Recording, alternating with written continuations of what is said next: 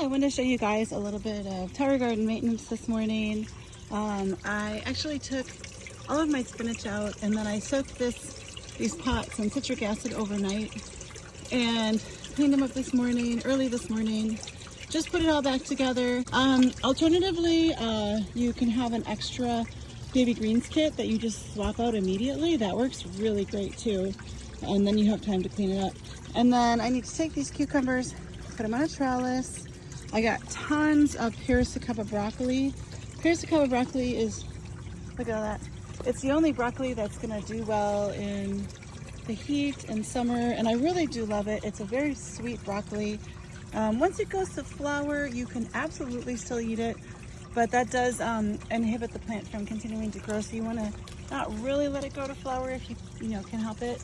And then I have, oh, it's so pretty, calendula growing. I have lots of tomatoes that I need to harvest over here, and then especially over here there's a ton of tomatoes to harvest.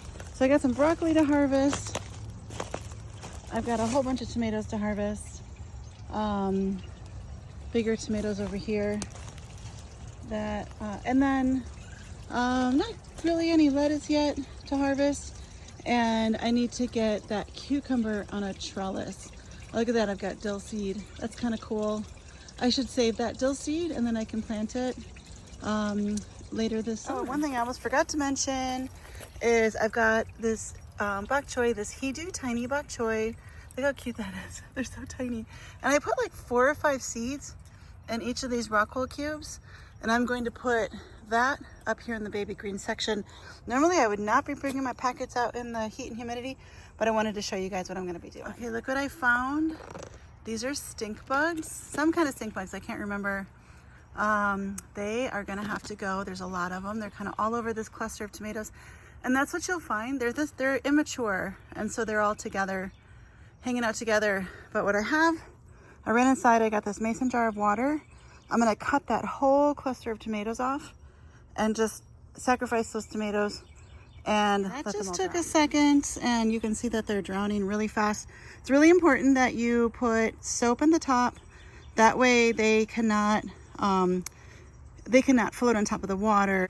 If you put soap, that breaks the surface tension, and it's humane. It kills them immediately. And so I'll just scout for any more. So what I did is I picked any ripe and almost ripe tomatoes. Like as soon as they start to blush, see that? They are going to ripen up, and studies have shown that they have just as much sugar and they taste just as good as if you let them fully ripen on the vine. But because what these insects like to do is, you can see here, see this damage here? See how there's like spots?